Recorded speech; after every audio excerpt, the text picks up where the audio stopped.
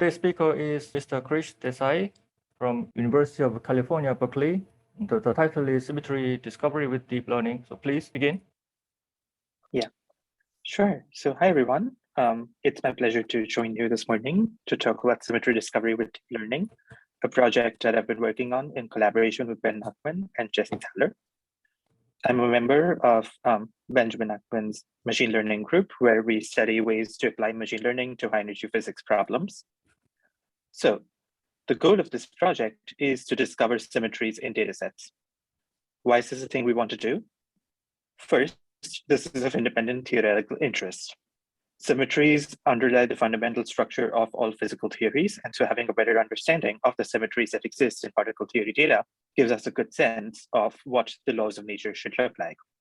This is also of applied interest. The weight of applied interest is in reducing the effective dimension of large datasets, or equivalently in augmenting datasets by discovering symmetries. So for example, if you have some data and somehow you figure out that it has a reflection symmetry, then you can take your original data and just reflect it and now effectively double the size of your dataset.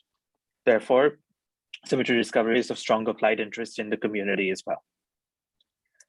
Before we dive into discovering symmetries, we need to define what exactly we mean when we talk about symmetries. So the naive definition that one would come up with is that a symmetry is a map G from Rn to Rn, where n is the dimension of your dataset, that preserves a probability density function. That is, that the probability density function on X is the same as the probability density function on G of X, of course, modified by the Jacobian determinant factor, because Jacobian determinants factors appear when you apply functions to probability densities. However, there is an issue with this naive definition of a probability density of a symmetry. And the issue with that is the CDF mapping theorem. What the CDF mapping theorem essentially says is that you can freely map between various different CDFs that are continuous. And this leads to an issue because if your probability density function itself is not fixed, because the CDF mapping function allows you to map from one to another, then every data set has every symmetry. So as a sort of trivial example, every data set has a C2 symmetry, where the C2 symmetry is just mapping the first decile to the ninth decile, the second decile to the eighth decile, and so on. Because if you perform that operation 2 times, then you get back the original data set, so it's C2. And clearly this is a symmetry because it maintains the probability density function. Another way of thinking about it is, let's consider the centered Gaussian function, e to the minus x squared.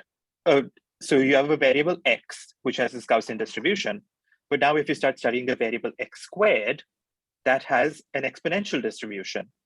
And if you start studying the variable e to the minus x squared, then that variable has a uniform distribution. So your choice of variable determines the functional form of the density. And so your Gaussian, which has a simple reflection symmetry, because the Gaussian looks the same if you reflect it around the y-axis. If you start studying the variable e to the minus x squared, which is a uniform symmetry, now it has a translation symmetry. And your machine learning algorithms are flexible enough to discover these false symmetries, which you would not call it symmetry. So if you feed the machine learning algorithm I'm going to describe in a while, a Gaussian data set, it's going to spit out translation symmetries at you, and you're going to say, this is crazy. This machine learning algorithm is clearly not working because it's telling me that Gaussians have translation symmetry. Clearly they don't. But the machine learning algorithm is actually really clever. What it's doing is it has the flexibility to change the specifics of the variable under consideration, and it's flattening the Gaussian essentially, finding the translation and telling you that there is one. So we need to tighten our naive definition of a symmetry to reflect what we actually mean when, as a physicist, we talk about a symmetry. And that is in relation to a reference data set. What we do essentially is that we introduce an inertial density, because densities are not invariant under coordinate changes, but likelihood ratios are. When you compute the ratio of two densities and then you introduce a coordinate change, then the Jacobian determinant factors cancel from the numerator and the denominator, and you're left with an invariant under coordinate changes. So we introduce a reference density, which we're calling an inertial distribution, as an acknowledgement to inertial reference frames in classical mechanics, and redefine a symmetry as a map which preserves both the test distribution under consideration and a reference inertial distribution. It is important to note here that from now on, our definition of symmetry will become conditional on the choice of reference distribution. And so you will have a different set of symmetries if your reference distribution is uniform, and a different set of symmetries if your reference distribution is, say, Gaussian, and so on and so forth. But just like with inertial frames in classical mechanics, for most problems relevant to physicists, there is a canonical choice of inertial reference frame, and everybody's going to always guess that inertial reference frame because that's the obvious one. And so this is actually a non-issue for physics problems, at least. In our case, typically the canonical choice of inertial reference frame is going to be the uniform distribution on Rn, where Rn can either have the Minkowski metric or it can have the Euclidean metric, depending on whether you're doing relativity or not. Let's move on to the machine learning implementation. So the machine learning implementation we're going to use is a modification of the traditional generative adversarial network, GAN. So it's a GAN-like model, but unlike a standard GAN, there is no generation happening because we don't generate data using machine learning. We generate data using particle colliders. The data is given to us by our friends at the collider. What we do at the GAN with our GAN is the generator applies a function to the original data and then gives both the original data and the transform data to the classifier and asks it to distinguish between the two. The symmetry is discovered when the original data and the transform data look the same. This is a little abstract, so let me show you a sort of toy example or demonstration. Can you see my Desmos screen?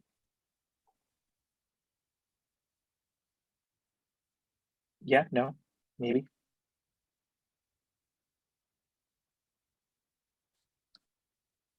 Yes, Hello? we can see your screen. Yeah. Yeah, Perfect. that's my screen. Yeah. Great. Okay, so the purple curve here is the original data that you got from your collider, so to speak. And the black curve is the data that has been modified by the generator. So initially, the two data sets look completely different, and the classifier is going to trivially, distinguish the two from one another.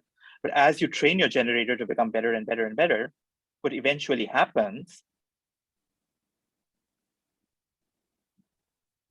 is that your classifier starts finding it harder and harder to distinguish between the two data sets. And eventually, when the generator becomes perfect, and the classifier thinks both the data sets are identical, and that is when you know that the generator is a symmetry.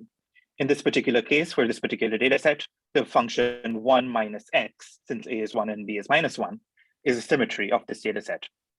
And so from this, we can take the general principle that when the generator successfully confounds the classifier, then we have discovered a symmetry.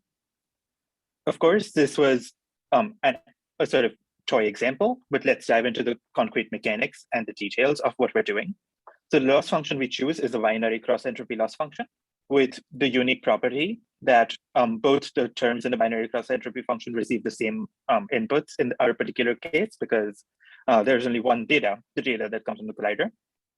For a fixed value of the generator, the optimal auxiliary classifier is given by this function, p over p times g.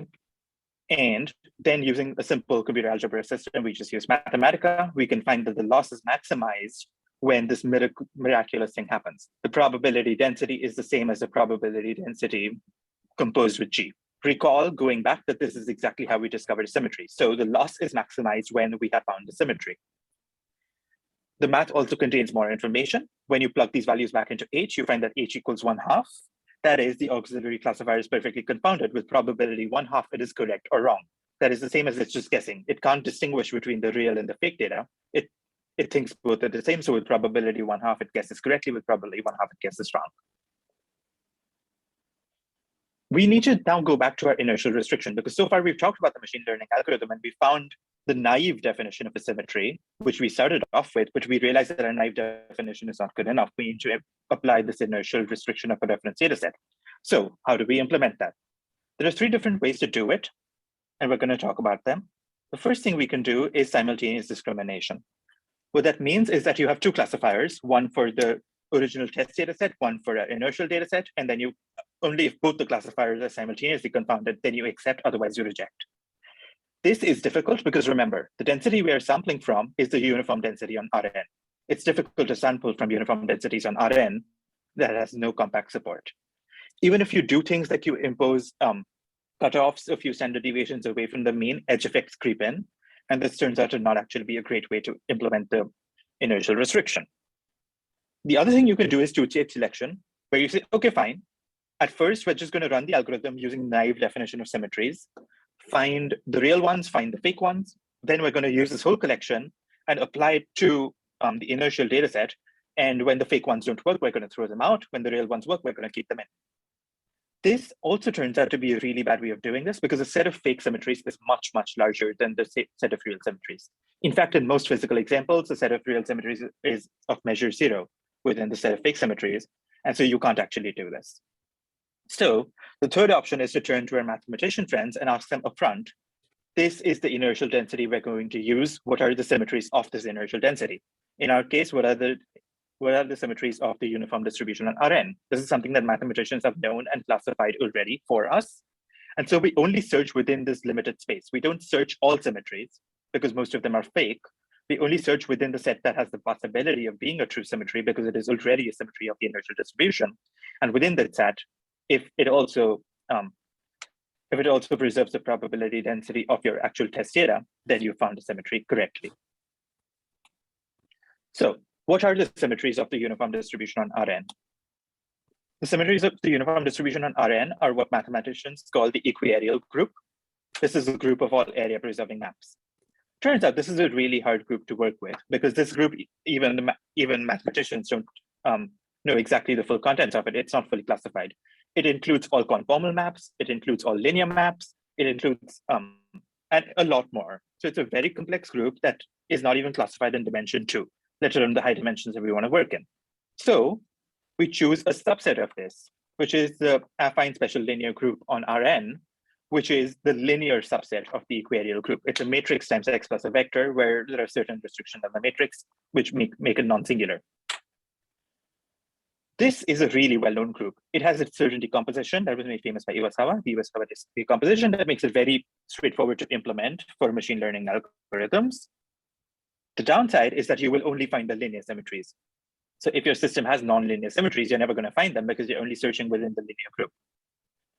For us, this is a sufficiently rich and interesting problem, as you will see in the remainder of the slides, that we decided to go with this. But the search for non-linear symmetries remains an open problem that is definitely inspirational for future work. Let's start working with a few examples. So the first example we work with is a one-dimensional Gaussian, which is a normal distribution with mean 0.5 and variance 1. Analytically, we know that this is two symmetries, right? The identity transformation, which does nothing, and the reflection, which flips the Gaussian. And if you just plot the loss landscape, where you compute the loss for each value of slope and intercept, then you find this particular loss landscape, and clearly you find that the loss is correctly maximized at the points where you expect it to be maximized. So let's run a neural net and see if it actually finds the correct answers. And indeed it does. It finds the identity, slope 0, intercept 1, sorry, slope 1, intercept 0, and it finds the reflection, slope -1, intercept 1. It finds exactly the correct point and nothing but the correct points. But this is not all we can take away from the simple Troy example. We can do further. We can actually analyze the loss landscape to study the dynamics of the machine learning algorithm. So you will find that in slope space, there is this big barrier at the line slope equals 0, which means that if you initialize your neural net to slope positive, it can never become slope negative. And if you initialize with slope negative, it can never become slope positive. Also noticeable in its absence is the fact that there is no such barrier in the intercept space, which means intercept can move freely, but slope must remain of the same sign. Does this hold true when we run a machine learning algorithm? Indeed, it does. In the slope space, you see that if you start with negative slope, you only end up with negative slope. And if you start with positive, you end up with positive. Whereas there is no similar restriction in the intercept space. So at least on this very, very simple example, our machine learning algorithm has found the symmetries, exactly the symmetries and nothing but the symmetries, and replicated the loss landscape dynamics exactly as we expected. Well, we solved a one-dimensional Gaussian. Next step, two-dimensional Gaussian. Oh, sorry. Now, as an aside first, there is one thing to note, which is just a cautionary tale, which is that if you were to incorrectly parameterize your generator function, in this case, 1 plus cx is not all linear functions in one dimension. It's just some of them, because we're fixing the intercept. You will create a loss landscape where false symmetries are possible. So if you observe here, there is a peak, but this is not the true maximum. It's false maximum. But if your neural net is initialized positive, because of this barrier in the loss landscape, it's never going to become negative, and it's going to get stuck at this false peak and provide you with the wrong answer. So the lesson from this to take away is to remember to be very, very careful while setting up your generator function so that it is sufficiently flexible that it doesn't get stuck in false maxima. As I said, next step after a 1D Gaussian is a 2D Gaussian, so let's work with that. For the 2D Gaussian, so we first start with a limited example where we're just looking for the rotations. Of course, the 2D Gaussian is a complex object, and you can look for symmetries in the 6-dimensional affine space. But let's start with the 2-dimensional space of cosine sines. And indeed, it finds the SO2 symmetry of a 2D Gaussian and nothing but an SO2 symmetry of a 2D Gaussian, as we expect. As a test case, we also break the symmetry of the standard 2D Gaussian, where now if you observe, you have non-identity covariance. The covariance is 1002. This no longer has a rotational symmetry. And therefore, correctly, the symmetry discovery algorithm only discovers the rotations by 0 and 180 degrees. It does not find all rotations because all rotations are no longer a symmetry. We can do something interesting here, which is we can ask the question, what if there is a specific symmetry group I'm interested in? What if I only want to find the cyclic group of order 5? It's either there or not there. And you're not interested in finding generic symmetry groups. Then you can add a specifically tailored mean squared error term that looks something like this to the binary cross entropy that we discussed above, which reflects the specific symmetry you're interested in. So here are a few examples of me doing that. This is the Z2 group, the Z3 group, and the Z7 group. And in each case, it finds exactly what we wanted to discover and nothing more, nothing less. So this is very exciting for us because it finds precisely the subgroups that we wish to discover. So we could tailor our mean squared error term to discover these groups.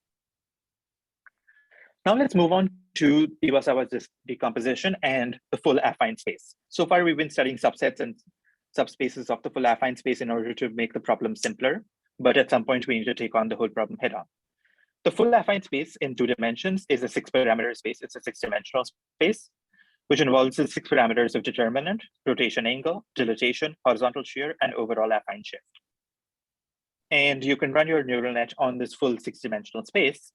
And here are just a few slices. I can show you more slices. Of course, you can have 6 by 6, 36 slices. So I can't show you all of them, but here are just 2 slices of the learning on the standard Gaussian.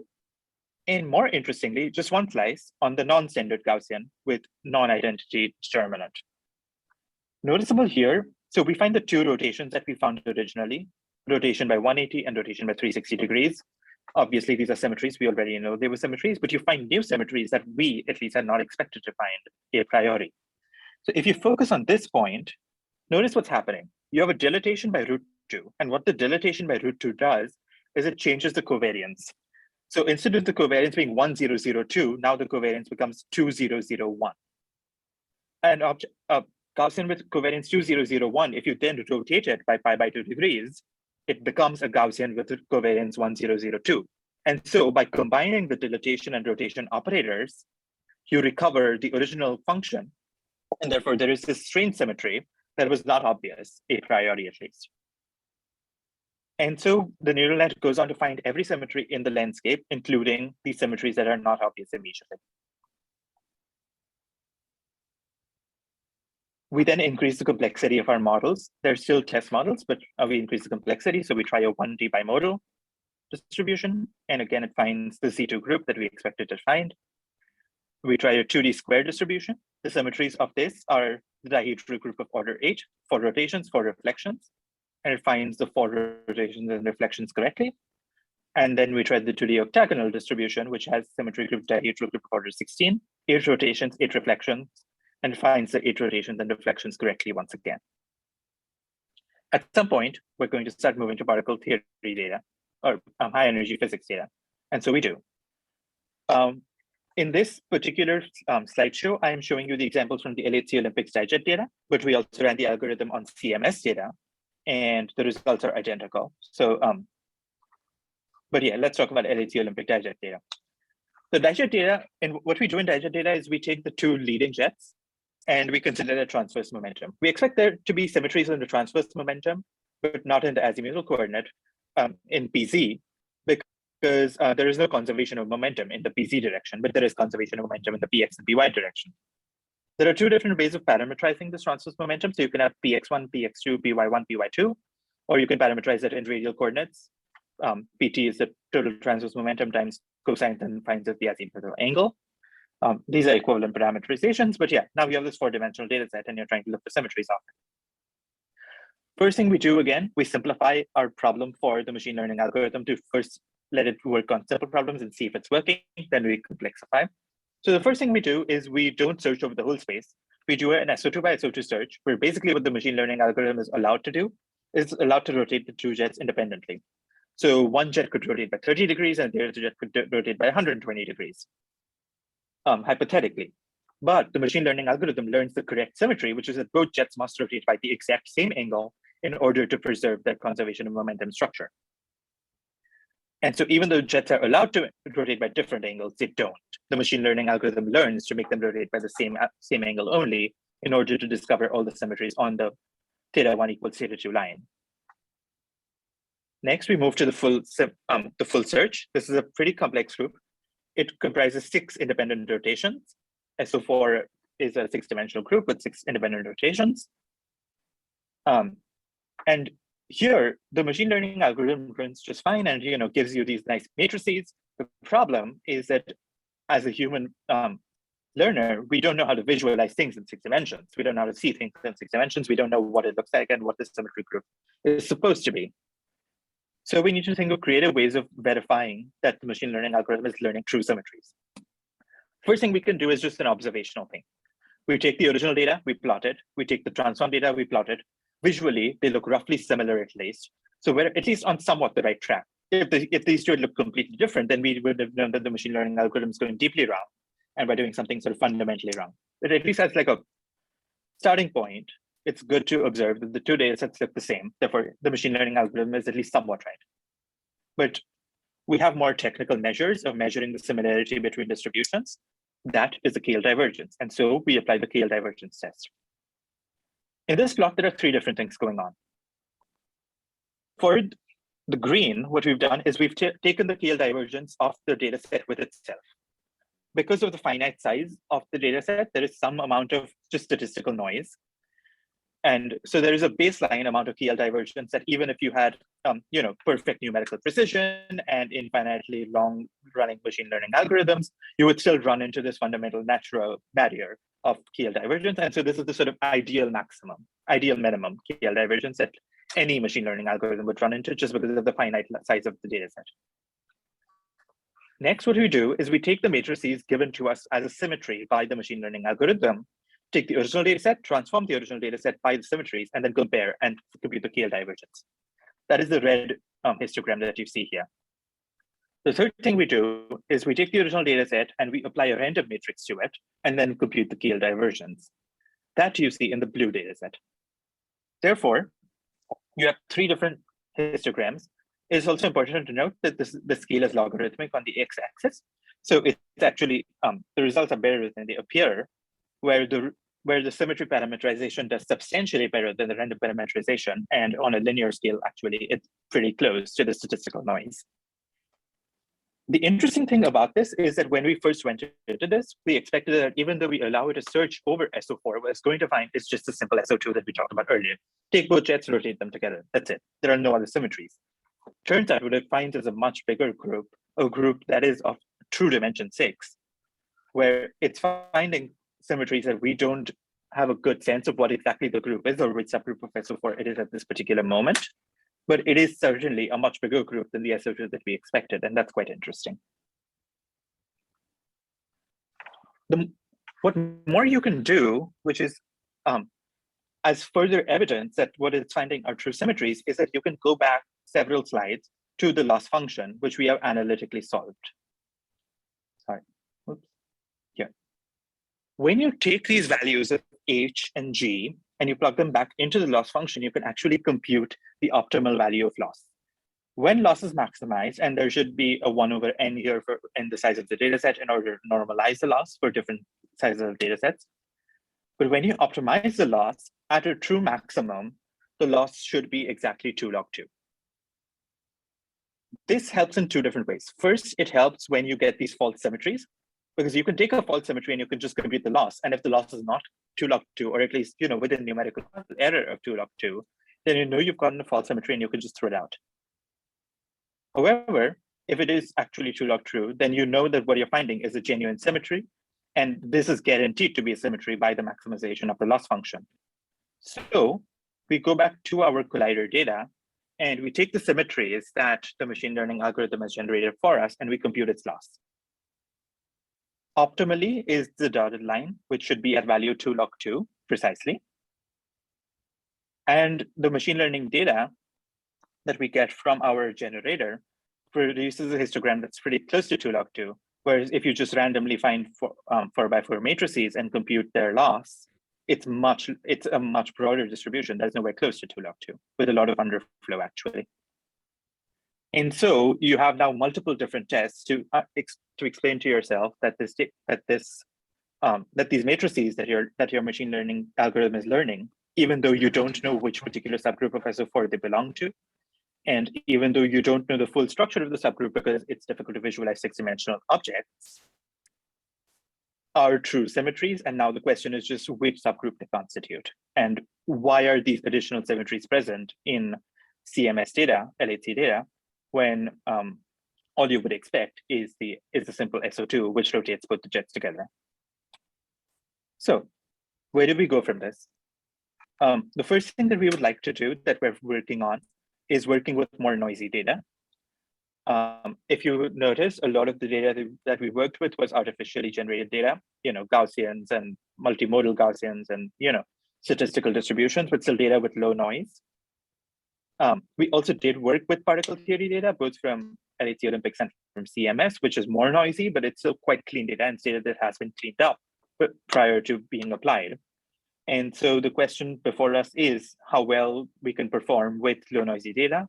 With more noisy data, what are the challenges that the machine learning algorithm experiences? Does it get stuck in false maxima, et cetera, et cetera. The second thing is the generalization to large N. So of course, we're struck with the curse of dimensionality in this case, where when you're searching in larger and larger spaces, it becomes less and less efficient to search because now you have a very big volume to search over and your search space becomes very large. Furthermore, the special linear group we discussed, the affine special linear group, is a Lie group of dimension n plus 1 minus 1. So its dimension grows as n squared, not even as n, which means that the number of parameters you're searching over grow as n squared, roughly speaking. And so this algorithm becomes more and more difficult to implement, or takes longer and longer to implement, rather, in very large dimensions. And so we're thinking about clever ways to streamline the search space in order to be able to apply this to very high dimensional data,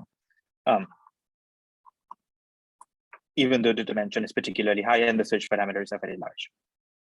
The last thing I want to talk about is the symmetry discovery map.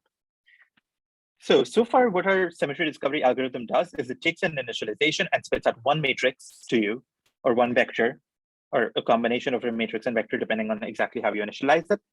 And that's just the final value. What it does not tell you about is the dynamics about how it went from the initial value to the final value.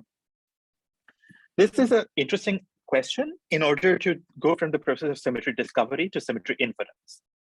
So as I mentioned, we have this giant subgroup of SO4, and we know it's a 6-dimensional subgroup because you can see it's a 6-dimensional subgroup, but we don't know exactly what subgroup it is. And for all we know, it's a very convoluted subgroup, which is relatively complex. If you have a symmetry discovery map, which charts out the dynamics from SO4 onto the subgroup, then the symmetry discovery map turns out is a deformation retract, and then you can leverage the full power of algebraic topology in order to then figure out the structure of this Lie group, which is a subgroup of SO4, because SO4 is very well understood. The associated special linear groups are all very well understood. And so if you have a deformation retract from them to your symmetry group, then you can get a very good sense of what the various algebraic topological properties of your symmetry group are. The symmetry discovery map is a difficult map to teach to a neural net. The way you do it, and that's a project that we're actively working on right now, is you augment your data with the parameters of your special linear group, and then you allow them to learn simultaneously. This turns out to be a relatively inflexible neural net, though, And so what happens is that it gets stuck in a lot of troughs instead of arriving at the true symmetry discovery map the moment your data becomes too complex. And so what we're thinking about with the symmetry discovery map is ways in which to engineer it to engineer the neural net to be sufficiently flexible to discover this map while still being sufficiently rigid that it doesn't sort of fly off to infinity, so to speak. Thank you so much for hearing me, and I'd love to take questions. Thank you very much for the nice talk. Other questions or comments? I have some nice questions. Your algorithm also cover the internal symmetry. Maybe I missed. Sorry, can you hear me? Yeah. Your algorithm also can be used to discover the internal symmetry. It can. So I didn't cover it in these particular slides, but it only and solely depends on the data that you input into your algorithm. So in fact, the algorithm is completely data set agnostic. Like not only could it discover particle theory symmetries, but you could pick it up and apply it to Facebook data, let's say. And you could discover symmetries in their sort of friend graph. And so as long as you're giving it data that has an internal symmetry, the symmetry discovery algorithm doesn't really know the difference between a momentum symmetry versus an internal symmetry or a Lorentzian symmetry. And so it can, if the symmetry exists within the data, then you can find it. In this particular case, I gave it momentum data. And so it found the subgroup of the Lorentz group, which is relevant to us. But if you give it spin data, for example, then it'll find your internal symmetry as well. Okay, I see. And one more question is, so the local minima is, it has no meaning, or it's kind of, I mean, we can say that there is kind of some approximate symmetry which is softly broken or something like that. I mean, it's meaningless or have some meaning, like kind of the softly broken symmetry or not? No, so this is very true. And this is something that we thought about quite seriously. So in our particular example, it doesn't carry any meaning because the data set is very pure, right? It's a one-dimensional Gaussian. Your data is very pure, and so this is just full symmetry that is. But in our thinking about noisy data, this is something that we've definitely been thinking about, where if your data is noisy, it's never going to find the perfect 2 log 2 because your data has more noise, so no symmetry is perfect. The question is, how do you set the threshold of above this threshold? So, you know, maybe you find some epsilon, so that 2 log 2 minus epsilon is still a symmetry. And if your loss is less than 2 log 2 minus epsilon, then it's not a symmetry anymore. And I think it's a hard question to decide what exactly your choice of epsilon is, and it depends on what your data set is, how noisy it is, and so on. In this case, epsilon is 0 because your data set is perfectly pure. But epsilon, you could choose a non-zero value of epsilon depending on your curation of the data. Is there any criteria for determining that epsilon? I think that's an experimentalist question. So it depends from data set to data set. So I don't really have a great answer for you. And I think some of it has to happen by trial and error, where you make epsilon relatively big, you find a lot of things. Some of them turn out to be actually useful. Most of them turn out to be very useless. And then you tighten the range of epsilon from experience by getting a sense of, okay, my data accommodates so much error and does not accommodate so much error. Okay, thank you. Thank you very much. Thanks. Are there further questions or comments?